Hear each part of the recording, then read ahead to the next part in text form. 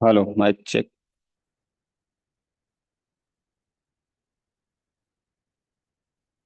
Hello mike check. Hello hello mike check. Hello hello mike check. Hello mike check. 1 2 3 4।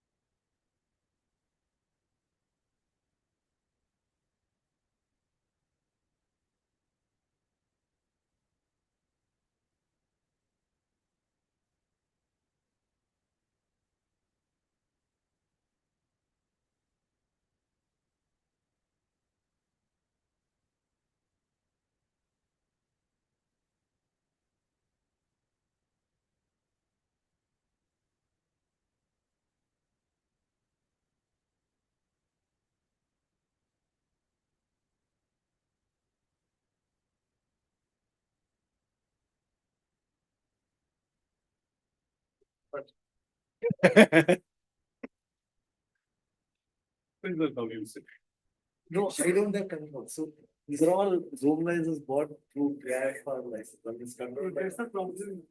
They suddenly change the permission. And people who like us for using it regularly. Oh, I see. Since so did you experience some? Yeah, I was teaching. No, I have emailed them. I emailed them that it needs to be changed. I was teaching and I can check my slide. They cannot be a same name for a single mistake.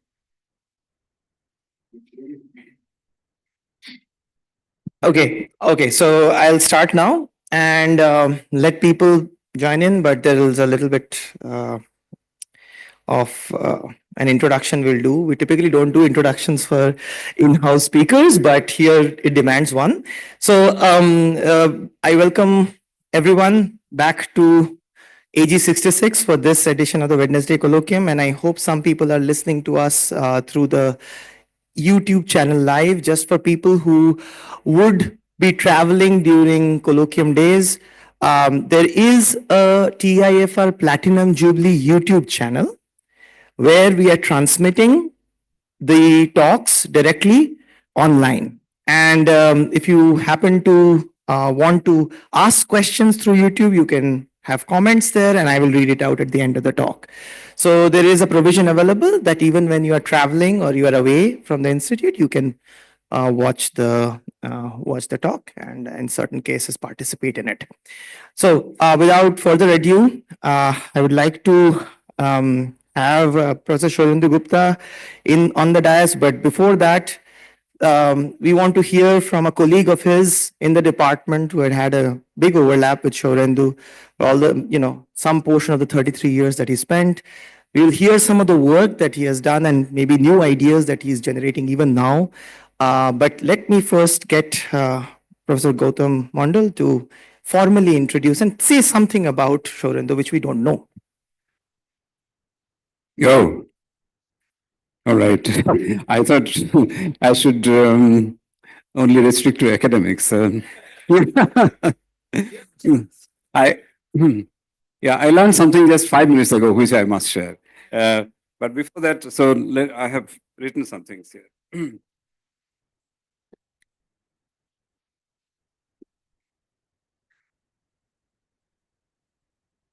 So first of all, it's a great honor to introduce Sourendu, my longtime friend. Sourendu did his undergraduate in physics at the IIT Kharagpur and his PhD in TIFR. The degree he got in 1988. So this was followed by postdoctoral research in IMSC Chennai, the University of Bielefeld, CERN, and KFA Jülich. He joined as a faculty member in TIFR in 1993. Sourendu is a fellow of the Indian National Science Academy as well as of the Indian Academy of Sciences. Sourendu's main physics interest has been in the physics of strong interactions, in particular in the non-perturbative domain. One of his most well-known works is the investigation of phases of QCD in baryon-rich environment. He, along with Rajiv Gawai, introduced a numerical method that remains the method of choice for such studies. This and the associated work on nonlinear baryon number susceptibilities have been major theoretical driving forces behind the experimental search of the critical point in the QCD phase diagram.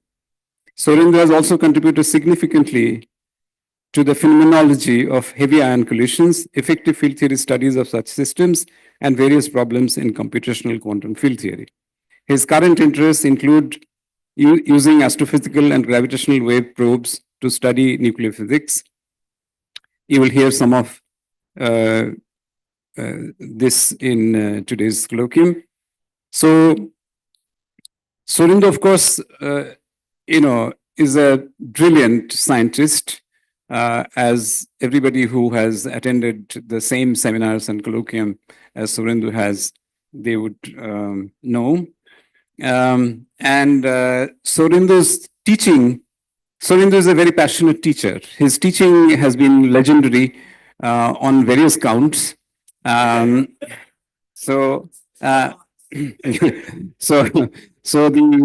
latest, which I didn't know, I learned just 5 minutes ago, in one of the TIF, I mean, the DTP functions. I learned this from Rajdeep, that there's a famous, model in statistical mechanics called the Ising model, the two-dimensional Ising model, which is very hard to solve. And Onsager, solved this in a particularly magical way. Okay, this is very different from the kind of solution of the Ising model that I know of using quantum field theory and so on, but Onsager's was not. So Onsager's solution of the Ising model was set as an assignment in Sourendu's StatMech course, which was attended by Rajdeep. This, I think, may be first and perhaps the last in the world. Sourendu has, of course, contributed a lot to the computing infrastructure used by TIFR and people elsewhere. He was also, involved in the improving and, in fact, designing the software of many of the TIFR's infrastructural systems, in particular the service request system SRS of TIFR's computer centers and various other things which we use all the time. So Sourendu was, just to end my little introduction, Sourendu is a very, very versatile physicist, scientist. And in fact, today's colloquium by him will be, so all the stuff that I said here, Sourendu is doing something new even now. Okay, and you will hear that. I mean, it's quite amazing. So with all that, let me invite Sourendu to give the talk. You, Gautam, for that wonderful introduction. I hope sometime I have stories that I can tell about you.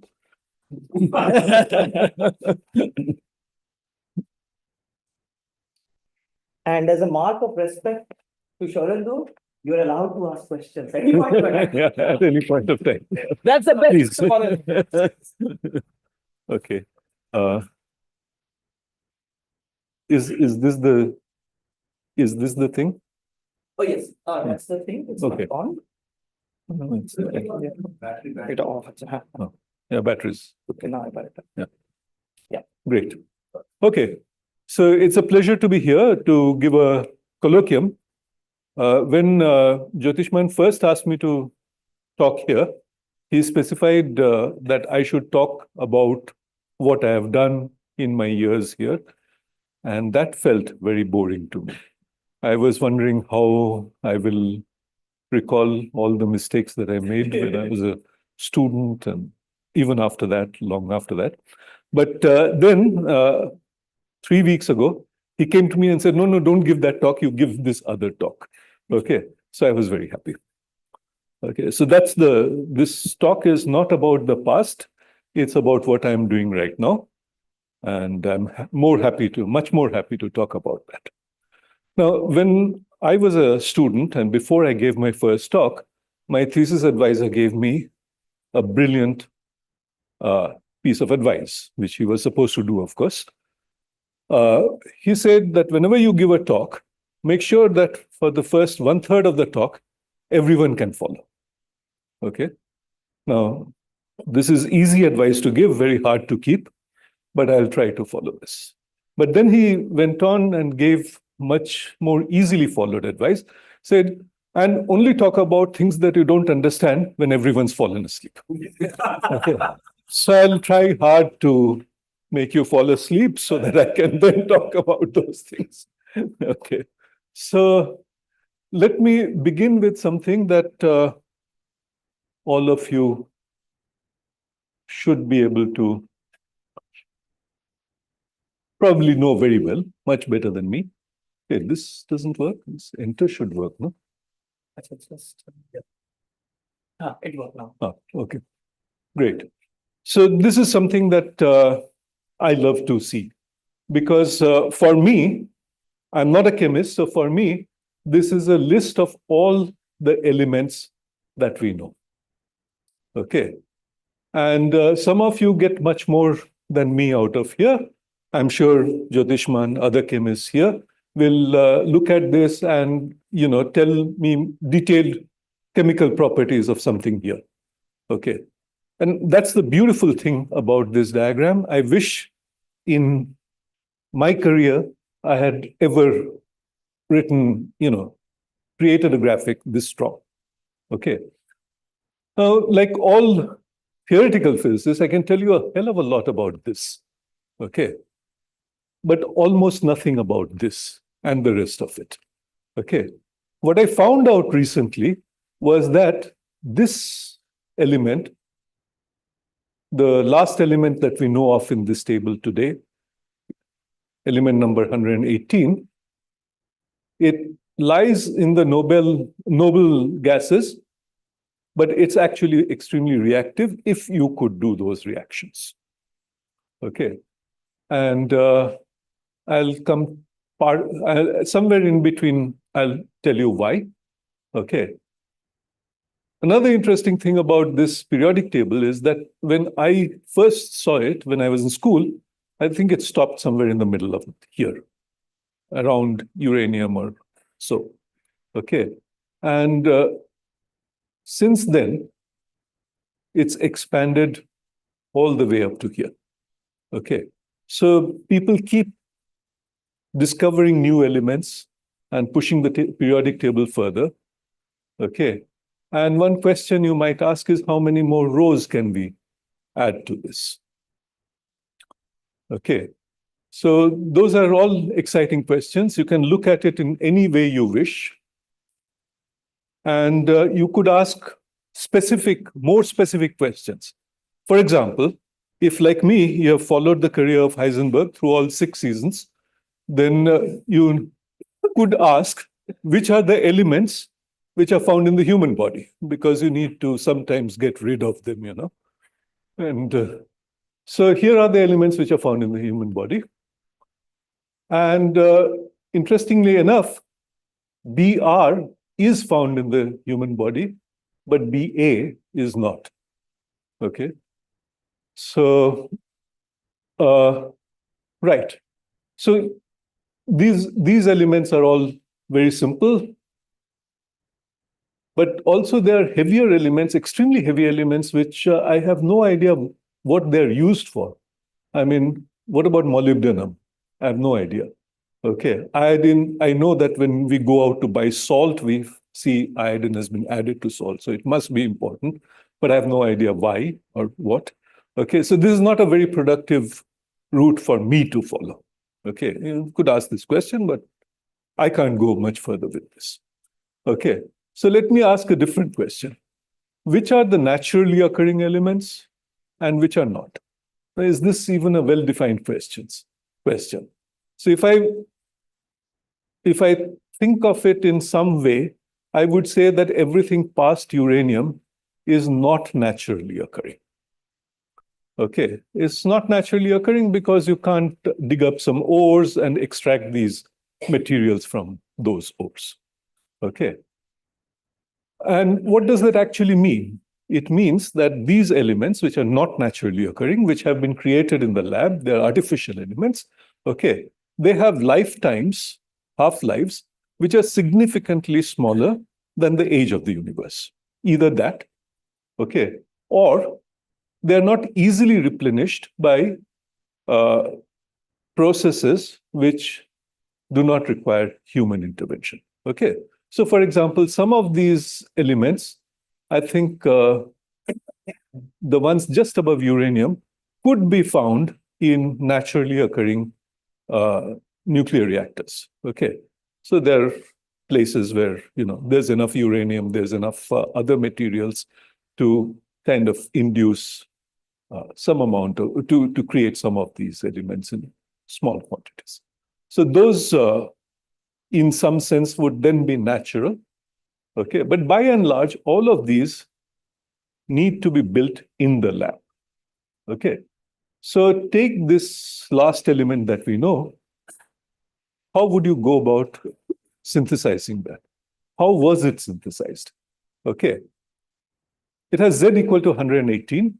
Okay, and when you want to get to that, okay, if you want to create it in the lab, you have to start with things which have Z smaller than that. in order to put things together and synthesize this nucleus.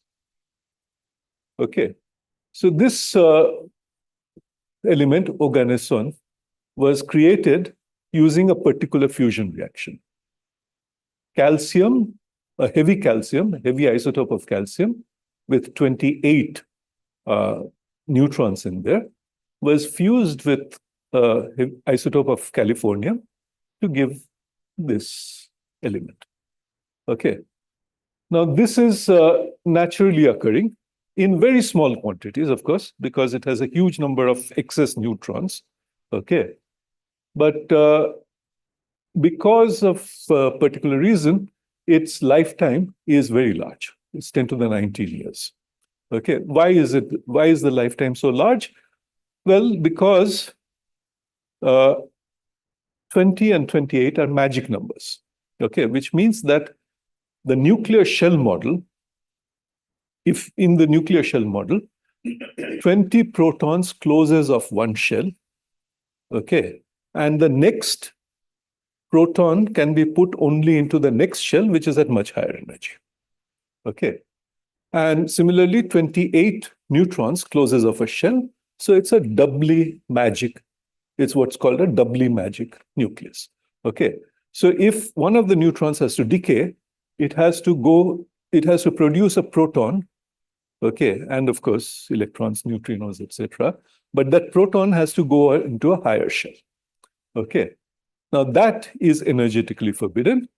Okay, so this doesn't work. Okay, two of them can simultaneously decay and put something into an upper shell. It's allowed by quantum numbers, but it's an extremely slow process. So that's why 10 to the 19 years. Okay. This californium is an artificial element. Okay. It's 98, Z of 98. It has 98 protons in the nucleus. And that's well beyond uranium, which has 92. Okay. So you have to produce this in the lab. But on the other hand, it has a fairly long lifetime. If you produce it, its half-life is 351 years. Okay, so it stays for enough time. So you can slowly build up a stock of this californium, and you can stock it in the lab. Okay, and that's how you do this experiment. Because what was done, this was done in actually 2002, I think. Yeah. That's a long time ago. Cyclotron in Dubna, JINR, Joint Institute of Nuclear Research, was used to accelerate ions of calcium to 250 MeV, okay, at a high current. And then it was, this beam was allowed to come onto this californium target, okay. Now, they irradiated this californium target for 2.5 months, okay? And in 2.5 months, they produced 4 nuclei of organism, okay? So that's how improbable this reaction is. That's how small a cross-section it has, okay? So 2.5 months of irradiation to get 4 nuclei of these, okay? But that's enough for them to isolate and measure. Okay, now this kind of fusion reaction, why it is so rare, why the cross sections are so low, is something that I'll touch upon briefly as we go forward. I think they're basically mass. Yeah. Yeah. So now, because of these reasons, see, the last thing that that was synthesized in the lab was in 2002. That's more than 20 years ago. Okay, and it's harder to do anything more than that using these methods. So attention has now moved to what is called RIBs. RIBs are radioactive ion beam colliders. Okay, so you take things which have lower lifetime, okay, and they are radioactive nuclei, and you put them in colliders, so they go round and round, accelerated to high energies, and then you collide them together, and people hope to get some of these interesting nuclei out of that. Okay, so that's a new technology. India also is trying to build a RIB. It's at least there in our plan documents, long range plans and so on. Okay, so it's going to be interesting physics, which may come out of this. That's the synthetic elements. What about the naturally occurring elements? How do you synthesize them? Okay, and an almost complete answer has been known since 1957. Okay, that's a long time ago. Okay, but I mean, of course, what was written down in 1957 is no longer believed in every little detail, but a large amount of it seems to be still correct. Okay, even after 70 years of experiments, some of these things don't change. Some of them do. Okay, so what are the main steps? And so the lighter nuclei, hydrogen, of course, but also deuterium, helium, helium-3, helium-4, even lithium-6, okay, were cooked up early in the history of the universe, okay, before the stars formed, before anything formed, okay. In the early universe, in this soup of neutrons and protons, some reactions went on, which could produce a large amount of these elements up to lithium, okay. Most of the helium that we see in the universe was formed in that time. Okay. Eventually, afterwards, stars formed. Okay. Fusion reaction started in stars. Okay. And then new other elements were synthesized. Okay. Some of the elements which are synthesized early, like deuterium, lithium, beryllium, even boron, these light elements get used up very quickly in stars. Okay, they're synthesized, they're used up. Okay. C, N, O, these are also easily synthesized. They're all, by the way, important for human life. They're all made in stars. Okay, and then, I mean, most stars basically use CNO and hydrogen. Using CNO, they fuse hydrogen to create helium and so on. Okay, but at some point when all the hydrogen in the star is used up, then the stars start burning whatever's there. Okay, helium, for example.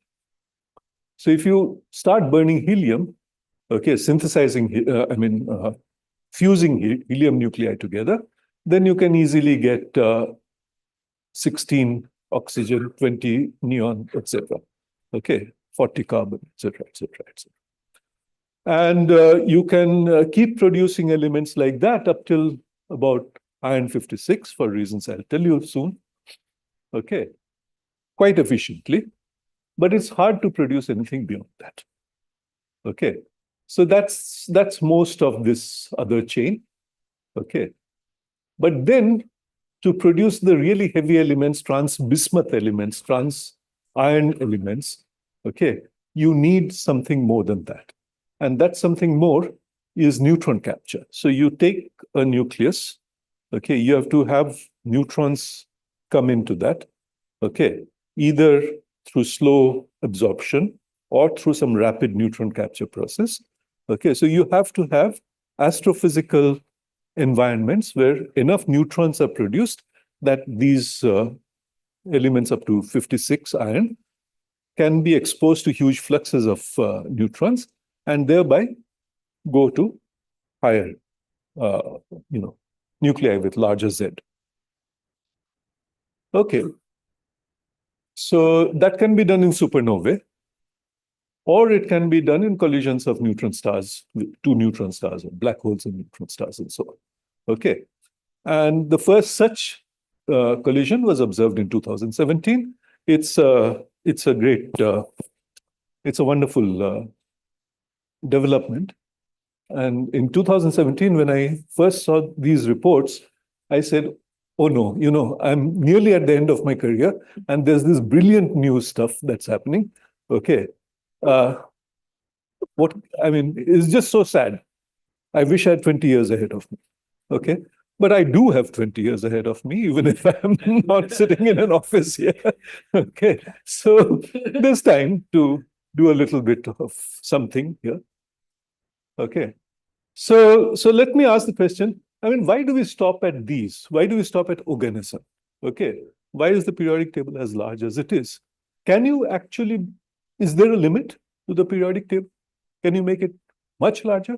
Can you build elements with Z greater than 10,000, 100,000? Yeah.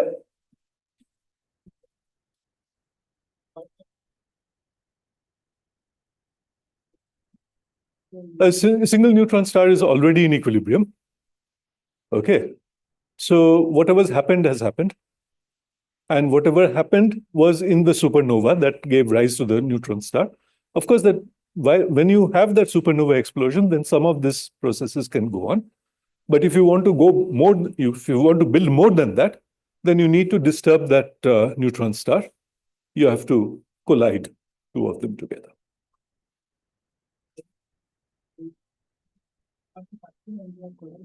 When they're colliding, they're no longer in equilibrium, right? Let's start with the supernova explosion. A supernova explosion happens, lots of reactions go on, but at the end of it, what is left is called a neutron star. Okay, that comes to thermal equilibrium. Okay, so thermal equilibrium also means chemical equilibrium, right? So whatever's happened in that early stages when the neutron star was formed, that's it. After that, there are no further reactions. Okay, so if you have formed some of these nuclei, then that is formed in the supernova. Okay, and that's the end of the story. If you want to build more, okay, more of the same things or more new things, okay, then you have to disturb this thermal equilibrium somehow. And it turns out that the collision of two neutron stars is one such.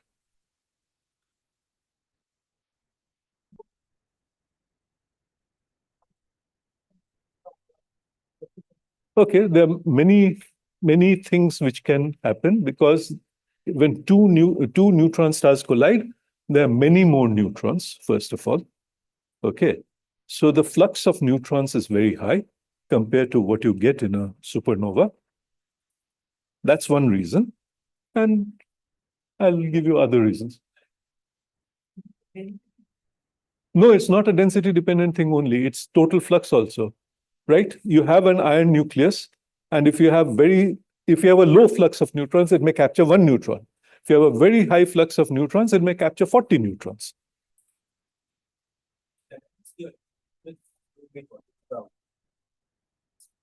Heavy elements were not Well, there. I mean, I won't say that. I really don't know. I'm not enough of an expert. Somebody else here will probably know much more than me.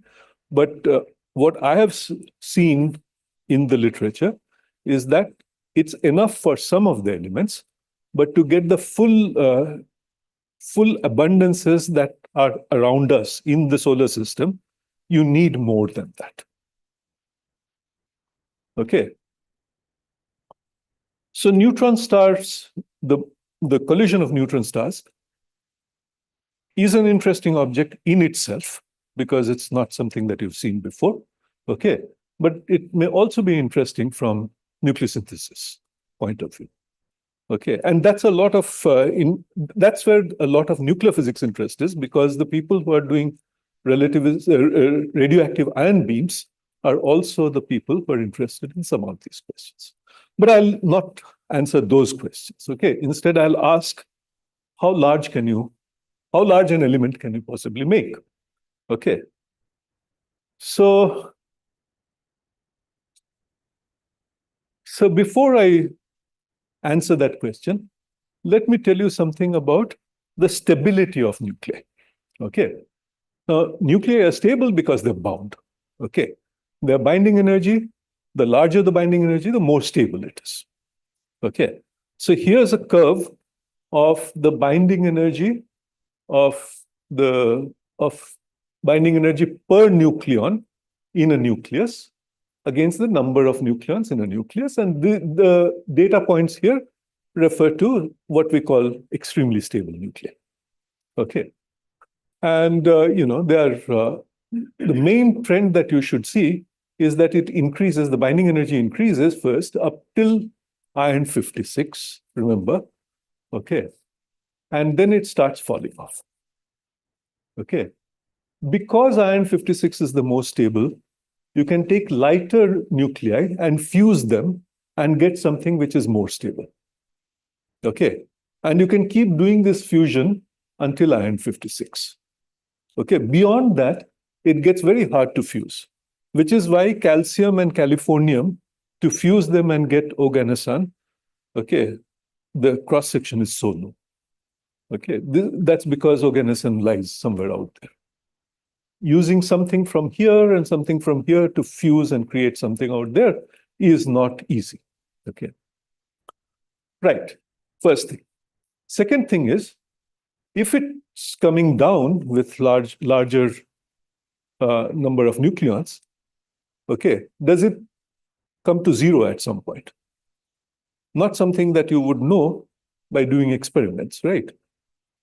But it turns out a large number of calculations, calculations over really long, many years, decades, seem to indicate that no, it doesn't go down to zero. Okay. Very large nuclei are not unbound.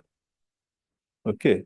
From the binding energy point of view, there may be other reasons why they don't form, but not from this reason. Okay. So it's possible to have infinite nuclear matter, which has a finite amount of binding energy per nucleon. Okay. Whether you can produce that is another question. Okay. Now that's why neutron stars are special. And in order to talk a little bit more, I have to give you a definition now. So we know that some nuclei don't decay at all. Okay. Helium nucleus, for example, never decays. Okay. The hydrogen nucleus does not decay, as far as we know. But they are radioactive elements. Okay, should I think of them as stable elements or not? And definition that you can give for a nucleus being stable is that it has a lifetime large enough that a proton or any other nucleon inside that nucleus can go across it. Okay, before it decays.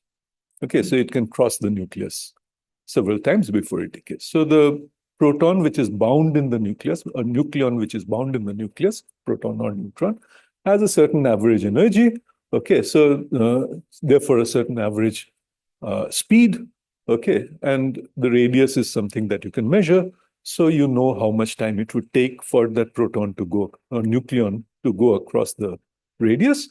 Okay, at least that must be the lifetime of a nucleus for us to call it stable.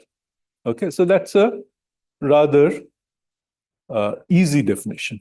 Okay, I'm not asking it to be infinitely long or something, but it should be long enough that a nucleon inside the nucleus can explode the whole nucleus. Okay, yeah. So you mentioned in the previous slide that the definition is giving you some idea, but since I'm completely out of the field, so is it possible to tell us something about what is the nature of the interaction forces between these nucleons and with large, super heavy, massive nuclei, how do they scale, the calculation scale? What kind of calculations are required? Okay, so we know a lot about the forces between nucleons. Okay, they are, well, some potential. Okay, because we're talking about low energies, right? We are talking about bound nucleons which have binding energy of about 5-10 MeV per nucleon. Okay, not large enough to produce particles. So there is a different. The interaction can be captured into a potential. Okay, given a potential, of course, you can do, if nothing else, a numerical calculation, which will tell you whether the system is bound. Okay, and these calculations of this kind have been done for a long time. Okay, so they're fairly stable calculations now, probably as stable as some of the quantum chemistry calculations. Are they Okay, expensive? they're at least as expensive.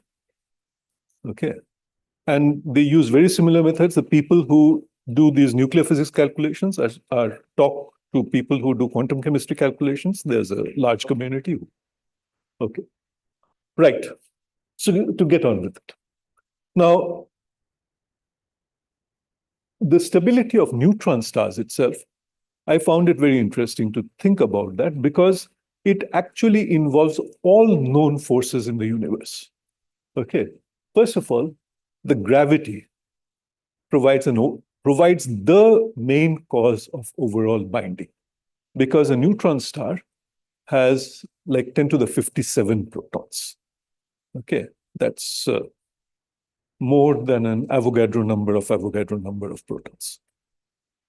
Okay, so right. So it requires the gravity is terribly important. Okay, but you know that strong interactions have to be important, because if it didn't have interactions, gravity would just collapse it into a black hole. Okay, so the pressure inside there is due to the strong interactions, and that causes this material to become a fluid, a liquid made up of nucleons. Okay, now this is, if there are 10 to the 57 nucleons inside the system, it's a macroscopic system. Okay, this neutron star is probably 10 kilometers, 14 kilometers in radius. Okay, and for it to be stable, it should be locally electrically neutral. Okay, if it was not electrically neutral, it would just break up. Okay, so the electromagnetic forces are important. Okay, and the weak interactions are important because there are so many neutrons. Okay, why don't they decay by weak interactions, beta decay, into protons? Or inversely, why don't they capture electrons, and why don't the protons capture electrons and become neutrons? Okay, so there has to be stability against weak decays and inverse beta decays as well. Okay, now if we don't think of neutron stars, the neutron stars are clearly the biggest possible nuclei. But if we don't think of them and think of all the other nuclei that we can produce, then what are the stable nuclei? Where do the stable nuclei lie? And this plot shows you the nuclei that have been produced in some experiment or the other. Okay, and they're color coded by the experiments which have produced them. I will not go into that. I don't remember it myself. Okay, but these gray and black things are things that have been produced in the lab. Okay, and you'll see these dashed lines out here. These are calculations, nuclear physics calculations, which tell you what are probably the limits of these nuclei. Okay, how large can the nucleus become? Why is there a maximum possible nuclear, neutron number or proton number allowed? Okay, that's because unlike the electromagnetic interactions, nuclear interactions are short-ranged. Okay, and you know that in any short-range potential, there's always only a finite number of states. Okay, so you can fill up nucleons up till the last bound energy level, and then you put one more nucleon and it will not be bound. Okay, so that's why. So if you if you try to put in too many nucleons, then the nucleons will drip out. That's the technical term. Okay, so there's a drip line. Outside these limits, there are no stable nuclei because the nucleons drip out of the nucleus. Okay, so even if you did more experiments, you would only reach up till here. You would start filling this in. That's anyway one of the goals of RIBs. We tested that whether the anomalies in that diagram is not explained by the shell model. No, first of all, shell model, of course, is correct. It has its limitations. Okay, there are more complex models. Okay, which need to take into account multi-particle interactions. Okay, and many of these calculations, the numerical calculations specifically, take into account many classes of these interactions. Okay, they can probably always be improved. Okay, but this is what is known, and that's only as a yes, good question, because it's this limit, the line that I show here, is notional. Okay, until you start hitting that with an experiment, you won't know how good it is. Okay, right. Right. So there's this dripline physics. There are only some small number of stable nuclei, etc., etc. Okay. Why? Let's step back and ask this question from a more fundamental point of view. Okay. Why can't I have a nucleus and an atom which is much larger than what I've shown there? Okay. So let's go back to understanding the Bohr atom. Okay. I'll do a little bit of dimensional argument here, simple dimensional argument, which I'll use units where h bar, the Planck's constant, is set to 1. Okay, if you set Planck's constant to 1, then E squared turns out to be a velocity. Okay. And this is, of course, a typical velocity of two charges bound to each other by electromagnetic forces. Okay, so which means that in a Bohr atom, the electron's velocity must be of the order of E squared. Okay, and if you have an electron going around a nucleus with charge Z, a single electron going around a nucleus with charge Z, then its velocity would be of order Z E squared. And clearly when Z becomes of order 1 by E squared, it's of order 100, then one has the velocity of this, the speed of the electron would be the same as the speed of light. Okay. And therefore, these arguments would begin to fail. Okay. And you can go a little higher than Z, about 100, if you take into account relativistic effects fully. Okay. Using the Dirac equation, you can go up to about 170 or so before, the electron starts, before this thing starts becoming unstable. Okay. So that's one part of the argument. Another thing that you can see is that if you take this, the usual Hamiltonian, then you can using this Hamiltonian and the fact that V squared is Z E squared, V is Z E squared, you can see that there's a natural length scale in the problem, okay, which is of the order of 1 by Z M E squared. And when Z E squared is of order 1, then this is of order 1 by M, which is the Compton wavelength of the electron. Okay. So the Bohr radius, this is the Bohr radius, of course. The Bohr radius cannot become much smaller than the Compton wavelength, because then what are you talking about? Okay. And of course, you can follow this kind of a dimensional argument further and say that you can see that the typical energy scale is the Rydberg, which is the kinetic energy out here, and that's of this order.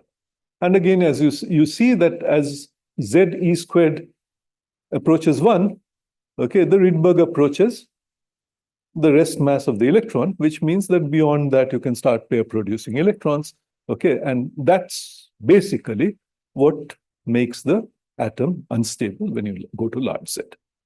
Okay, so that's really the argument about stability. Okay. And it has to do with the fact that you have two length scales. You have the length scale of the nucleus, which is very small, of the order of Fermi's, and then you have the length scale of the Rydberg. Okay.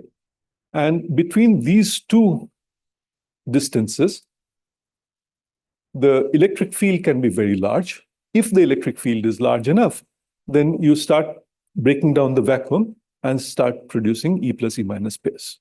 Okay, that's what makes the atom unstable if you increase the charge too much. Okay, how do you change this? Okay, you can only change this if you make a nucleus which is so large that the Bohr orbits lie within that nucleus. Okay, then there's no space for where large fields can occur. Okay, and therefore you cannot break down the vacuum. But if you do this, that means you have a locally charged neutral matter. Okay. The nucleus itself is charge neutral because all the electrons which would be in an orbit around it have dropped into the nucleus. Okay. So this is a better starting point for nuclei with very large Z, very large A. A is proton number plus neutron. Okay. So you want to build a locally charged neutral nucleus, okay, then might as well impose on it extra stability. Okay, let's say that you want a stable nucleus, you don't want it to beta decay, okay, into something else, you don't want it to undergo inverse beta decay to something else, so impose those conditions as well. And those conditions correspond to matching Fermi energies of the electron, proton, and neutron, so that none of these reactions can proceed. The neutron cannot decay into a proton, okay, nor can the proton capture an electron and become a neutron. Okay. So it's a matter of matching Fermi energies. If you work through this, you'll find that you'll require the Fermi energy of the electron to be a large multiple of the Fermi energy of the proton. The particular multiple that you have is what I've called mu. It's the ratio of the proton and electron masses. Okay. And the neutron Fermi energy is of the same order as the electron Fermi energy. Now, this is of the order of 1,000, 2,000. Okay. So the electron Fermi energy is 2,000 times the proton Fermi energy, and the neutron Fermi energy is also 2,000 times the proton Fermi energy. Therefore, if you look at the total, the mass number of the nucleus, A, okay, it has to be something like 10 to the 5, 10 to the 6 times Z, where Z is the proton number. Okay. And so you could take Z equal to 10 to the 4, and then you would have A of 10 to the 10, and that would be a stable nucleus. Okay, stable atom. Okay, so you could actually extend the periodic table to that value. So these are monstrously large. I call them monsters. Okay. So my question is, you had these stable nuclei, some of which people have already seen. Could you then have stable monsters up here? Okay. And if you have stable monsters here, what is the upper limit? The lower limit is something like, Z equal to 10 to the 4, because that's how large you need to make the nucleus so that the Bohr radius is inside it. Okay, so there is an unstable region in between. So there's a minimum stable size. Okay, but if you can you make it very much larger? And I don't see any reason why not, because of course you have neutron stars on the other end, which are examples of similar things. So you could make it as large as a nucleus with A equal to 10 to the 57. Okay, you could start with A equals 10 to the 6 and go all the way up. Got lost in what is A again? Could you define that? A is the mass number. Mass number. Okay, number of protons plus number of neutrons. Okay. To answer that question, I have to check whether these things are stable against decays. Okay. If they are, then an interesting question would be, how do you construct them? So let's ask whether they are stable against decays. Okay. Yeah. These are neutral. So whatever is the Z, you have to have that number of. The size of the system. Oh, it's a nuclear fluid. Okay. Nucleons are basically incompressible. Okay. So they form you put enough nucleons together to some approximation, they form a sphere. Okay. And the radius of the sphere is proportional to the 1/3 power of the number of nucleons there. They're not self-gravitating. Okay, so they're not stabilized by gravity. So I'm asking, how stable are they? That's my next question. The other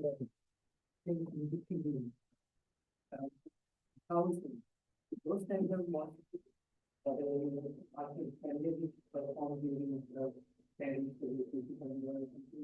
You mean here? These look like they're unstable as atoms. Okay. Because pair production is too high. Yeah, right, absolutely. So that's unstable against pair production. So that goes away when you reach this. Okay. So just before you move forward, you mentioned there are two length scales, right? One is, of course, the length scale of the Nucleus. nucleus, Mhm. and the other electrons that are surrounding. So now in this case, when you have so many Mhm. of the supermassive large nucleus, so the length scale of the electrons are in the same Are the same. vicinity Yeah. as the The nucleus, electrons are right? inside the nucleus. Right. Okay. Okay.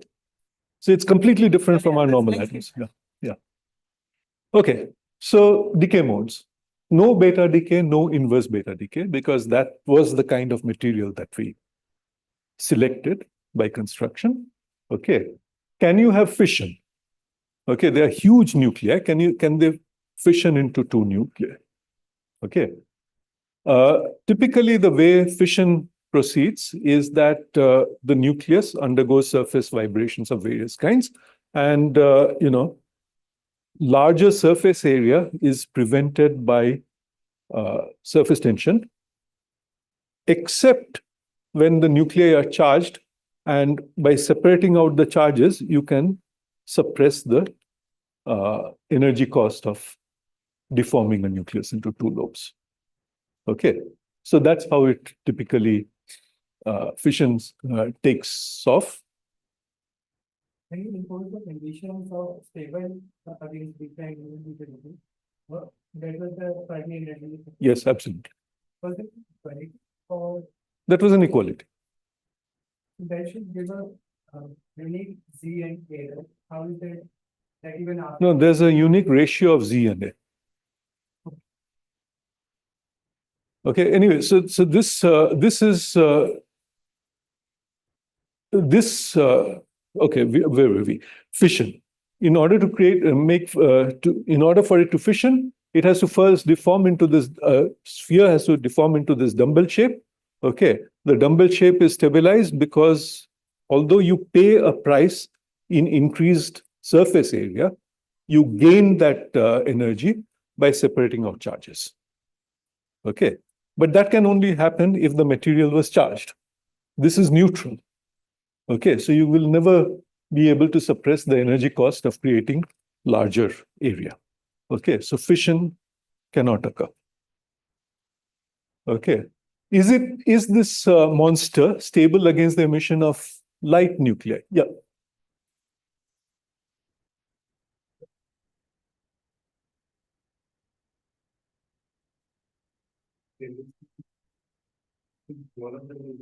No, it can be as large as 10 kilometers.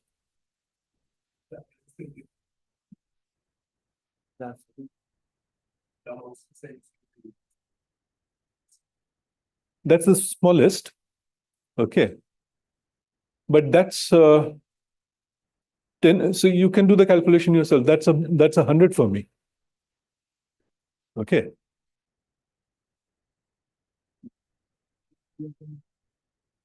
Sorry?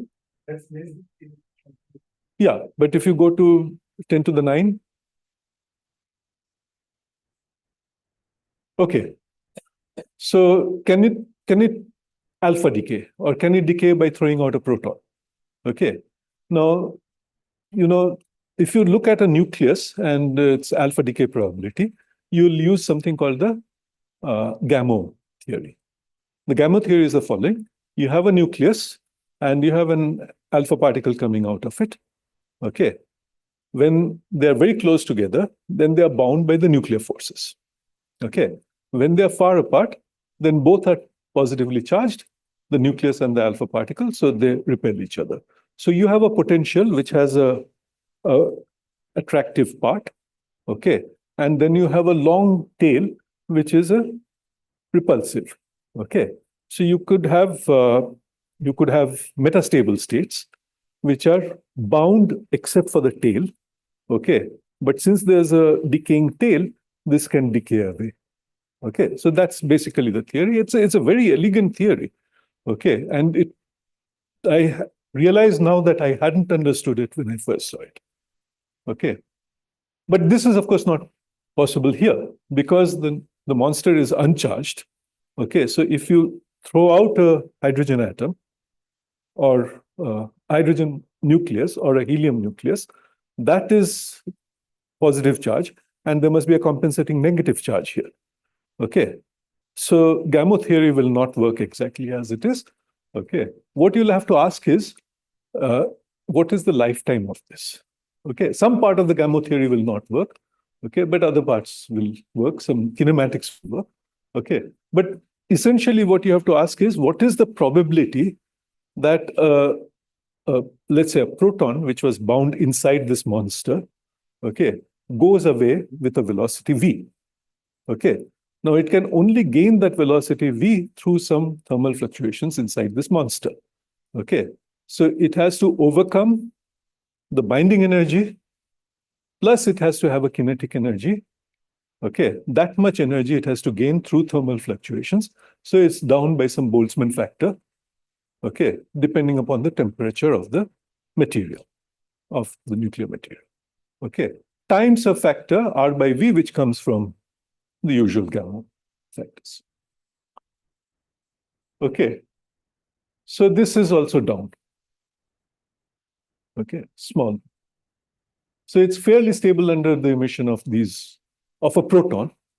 And of course, if it's small against proton, then throwing out 4 nucleons is going to be harder. So it's much more stable against alpha decay and so on and so forth. So the main decay mode turns out to be low energy neutrons can evaporate from the surface of this monster. The monster is at, it's basically mostly neutrons. Okay, it's at some finite temperature and you can radiate away neutrons from the surface. Okay, so vaporize. So it can vaporize it.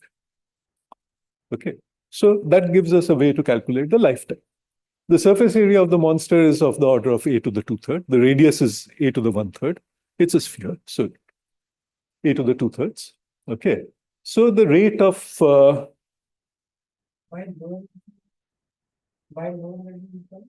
because high energy neutron is suppressed by the same Boltzmann factor. Okay, it's at a finite temperature. Okay, so what do you get? Mostly low energy. Question. I don't understand. Are you saying because you're talking about this system on itself there, so that it can proton can go from one structure to another. So are you thinking about the whole system forming together? And forming, I'm not asking. If it is formed, then how is it decaying? So forget that. I'm not asking about the formation question yet. I'm asking about the decay. Okay, supposing you were to form this in some way, okay, would it stay there? Okay. you also said radiate, so that makes me wonder.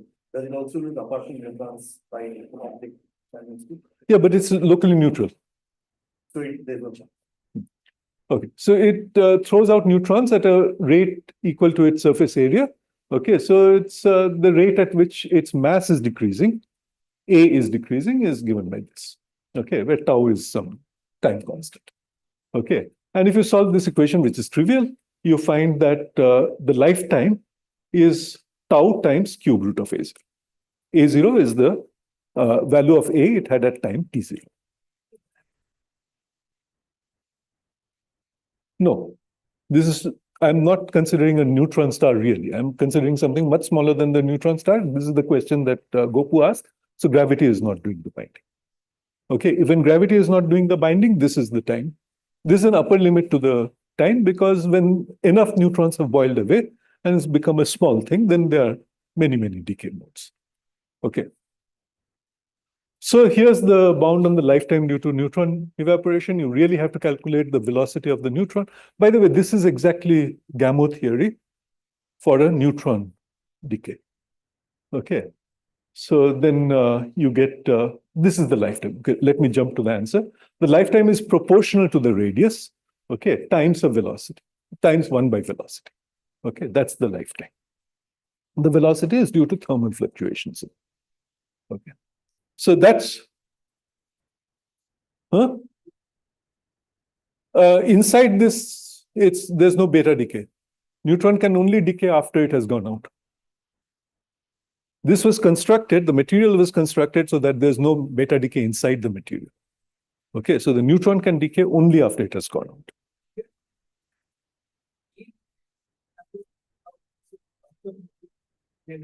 Bunch of nucleons evaporating out together will have a further cost, okay, because all of them have to have to be at the same place in phase space.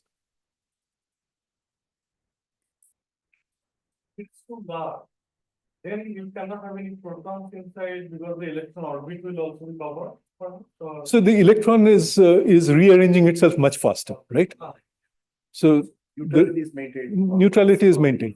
Even if one neutron evaporates, okay, if initially this guy the one charge will have been carried away, that extra charge is left, the compensating charge is left, but then that will evaporate quickly. Yeah. It's locally charged neutron object. It should be sort of some kind of liquid. Yes, it is a liquid. It's a nuclear liquid. Yeah. It's a liquid. Okay, it's a nuclear liquid, and of course, it's a plasma. Okay, it's exactly a plasma, mobile charges everywhere. And it's a droplet because this has there's a surface energy, therefore it's essentially spherical. Okay. So now this is a long time. Okay, given it satisfies the criterion of stability that I'd given earlier. Okay, and if you have R of 10 kilometers, even a kilometer or 100 meters, this is macroscopic times. So next question, which many of you have been asking, how do I create this? Okay, and I would say that kilonovae are nurseries which breed monsters. Okay, and why? Okay, I can't think of any synthetic bottom-up process which will create this. Okay, so all I can think of is take a neutron star and somehow scoop out matter from it. Okay, if you scoop out the core matter, it has this kind of lifetime, so it will be stable for a while. Okay, so the question is, how do you scoop out that matter? And one way is to have a violent collision of two neutron stars. Okay, so this is the gravity wave signal from the 2017 event. Okay, actually, the gravity wave signal is about 100 seconds long, and this is only the last 10 seconds of it. And there's this usual chirp that you see here. Okay, in the last second or so, the thing collapses very fast. Okay, and somewhere around here, in the last second or so, the less massive of the two neutron stars will start losing its mass to the more massive one, because the two neutron stars have come close enough that there's a Roche lobe formation. Material can begin to stream from one star to the other. Okay, now when this material starts streaming, okay, how does it stream? Is it a gas or is it a liquid? Okay. Now, that will depend upon how much material has gone, okay, because the neutron star itself has a structure. There's a core, which is liquid, but there's also an atmosphere, which is mainly ordinary nuclei, okay, iron 56 nuclei, basically. Okay, that crust, that atmosphere, the crust, is about 1% of the neutron star in mass, okay. So if more than 1% of this material is lost through this accretion process, then some of the material will have to be the liquid that made up the core. Okay, so now I can make an estimate. I mean, I'm not an expert in this. This is just a textbook estimate. Carroll and Osley. Okay, that's the textbook that I use. Simple textbook, which, okay. You can calculate the mass loss rate when the Roche lobes overlap and there's an opening, a small opening, then material streams to that small opening from one of the liquid spheres to the other liquid sphere. Okay, you can make an estimate. You can say, how big is the opening? The opening is initially extremely small. I take 1 millimeter to be a typical size. It can be 1 meter, okay, in which case the rate of loss of mass will be larger. It can be smaller, okay, in which case the rate of mass loss will be smaller, okay. But basically, if I make some estimate like that, put in typical numbers, then I find that the rate of mass loss is about 5% of a solar mass in about a second. Okay, that second is that last second of that chirp signal where the material starts going from one to another. Okay, so the crust can be lost and a lot of core material passes from one star to another star. Okay, now most of it is accreted by the second star. This is just before the merger, just before the collision. Okay, since it has a surface, a collision can be defined. Okay, but it's just before that. But most of the stuff which has flowed has accreted onto the other star. It's not lost. It's not become vapor everywhere. Okay, but when the two neutron stars hit each other, then I can ask, there are two liquid droplets. Okay, what happens when two liquid droplets hit each other? Okay, and they're different. This is a question, of course, which has been asked. Okay, for example, our dean is interested in such things. Okay, so you take two liquid droplets and shoot them at each other. What happens? And various things can happen. Either if they go very slowly towards each other, in the lab, ordinary water droplets will merge. Okay, they just stick together. If they go with slightly larger kinetic energy, then they can bounce from each other. If they go with very large kinetic energies towards each other, then the droplets can shatter. Okay, and they are typically dimensionless numbers which you can write down. Weber number is an important issue. It's the drag force when two droplets hit each other, the drag force divided by the cohesion force. Okay, and the other thing is the Reynolds number. Okay, how turbulent is the material? Okay, now if you look at it for the neutron star, typical neutron star systems that we're talking about, then both of these are of the order of 10 to the 18. Okay, is it large or small? It's large enough, the Reynolds number is large enough that this is turbulent flow. Okay.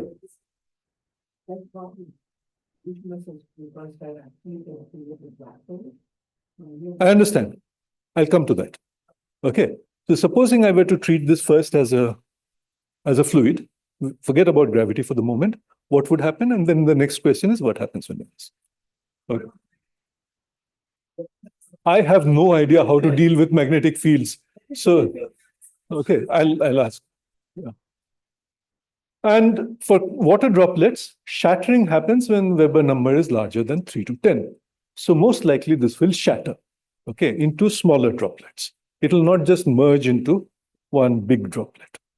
Okay, of course, some of these details will change because water droplets we can deal with in Navier-Stokes theory, whereas these are large objects, okay, and causality is important.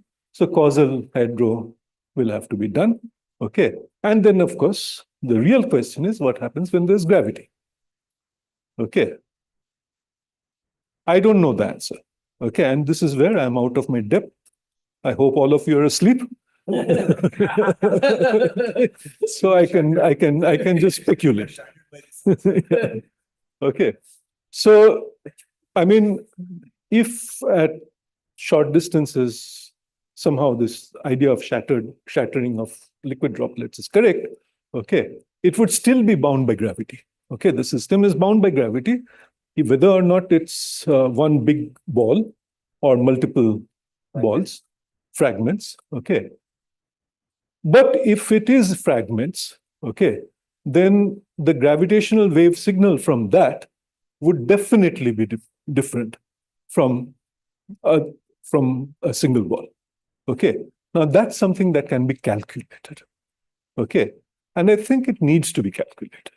We cannot solve this problem a priori. Okay, it's too complicated, the hydrodynamics. Okay, but we can make various assumptions and solve the gravity wave problem from each of them. Okay. So what are the reassembly timescales? What is the timescale of everything? Supposing a monster is of size 1 kilometer, okay, then it can evaporate in about 100 microseconds. Okay, it's not a large timescale in macroscopic time, but on the other hand, it's large compared to nuclear processes. Okay, so it's long lived in as a nucleus goes, but it evaporates in a short while. A single droplet, okay? But you have collided two neutron stars together, it's not a single droplet, it's many droplets. Okay. So neutrons which are evaporating from one droplet can be absorbed by another droplet. Okay. It's like you have a fog, okay, full of water droplets. Okay. And then there's gas molecules which can just go out of one droplet and get absorbed in another droplet. So there is a balance between the number of neutrons that are there. Okay, that's the number of molecules and the number of droplets there. Okay, for some time. Okay, and that means that the neutron flux is extended. It's not necessarily 100 microseconds, but it's whatever time is required for the droplets to merge again. Okay, so you have a huge extended neutron flux.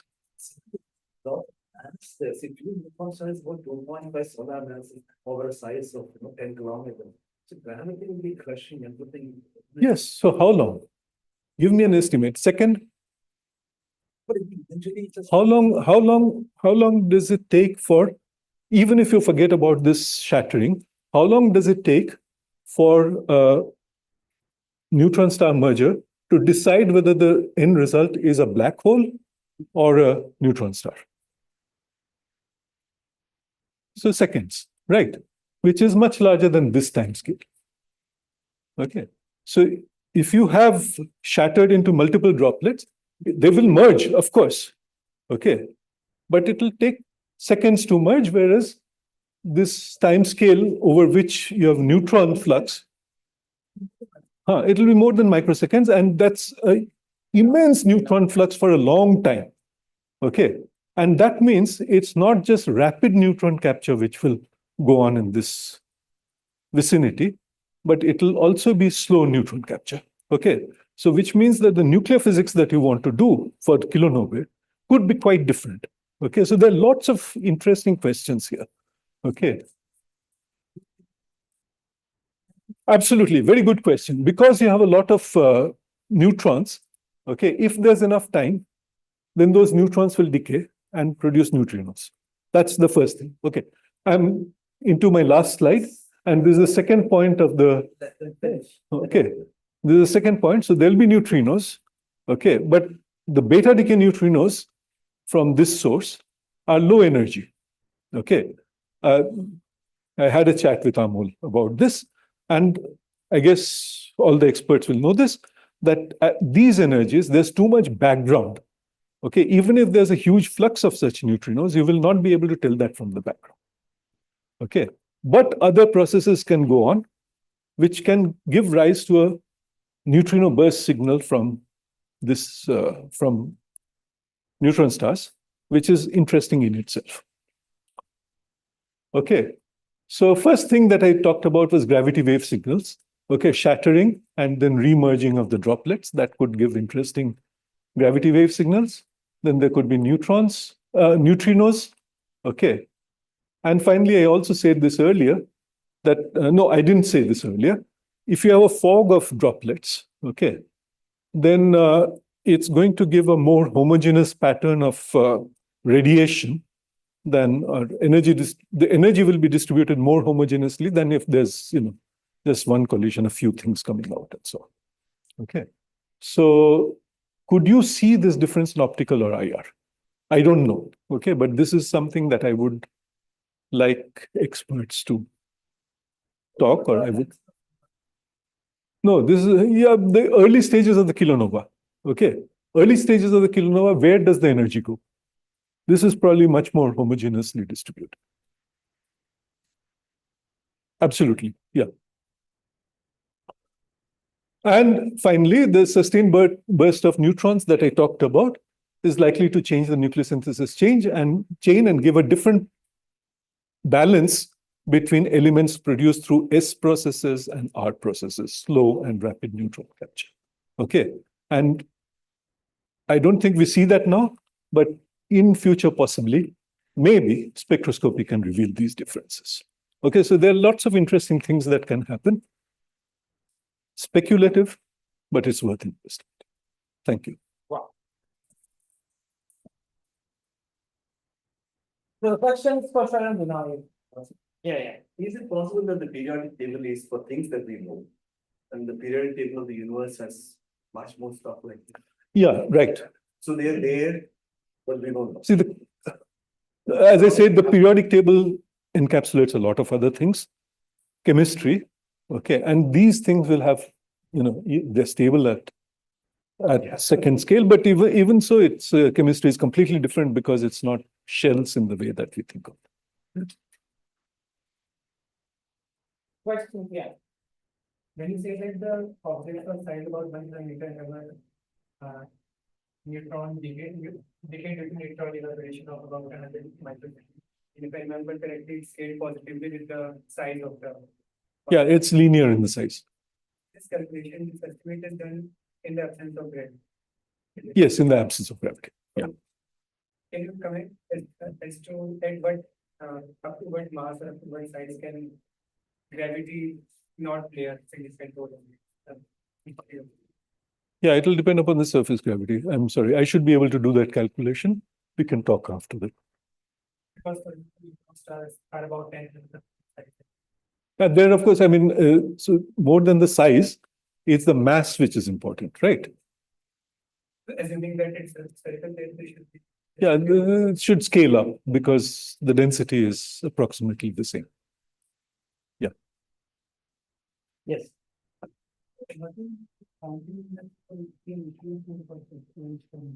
Sorry, binding energy per nucleon for? But this monstrous. Yeah, it's whatever nuclear matter binding energy. Okay, so I don't remember what is it, 6 MeV or so, or 7 MeV, something like that. I don't remember. One of you will know this better than me. What I mentioned is that there is a mass volume. If you have a similar thing here, what is it? Then how does this great number change in Right. So can you ask that question? No, see, what I'm asking is, for finite nuclei, we have the binding energy formula. Now, for such monster nuclei, what type of equation? Binding energy per nucleus. Yes. This is It so will be large. 15 MeV. Yeah. It is so large. These monster nuclei are so large that the nuclear matter calculations that people do should be valid there. So whatever is the binding energy per nucleon in infinite nuclear matter, that's a good start approximation. I don't remember how much that is, whether it's 7 MeV. It's a little less than 8 MeV. I don't remember how much it is. So the other question is, you have considered only the electrons along with the protons and neutrons. What about muons and other things? Yes, of course. In principle, a full calculation will have to be done. Very nice talk. I have a quick question on how small value of Z is possible by this phenomena talking about. See, the minimum value of Z is set by the fact that you don't want vacuum decay to occur. That's right. Okay, so this is of the order of 10 to the 4 or 10 to the 5. One Okay, can so do that a is your more bound. precise calculation and figure this out. And your 10 microsecond will depend upon these values. If I build something even larger, See, typically, if you take the temperature of this material to be 10 keV, okay, then the lifetime will be 0, so R, radius, divided by 0.08. 0.08 is the velocity. thanks. Okay. Are there any further questions? If not, then we all walk together with Sourendu and and we can have some snacks together. Okay. Thank you, Sourendu. That was wonderful. Thank you. This just beat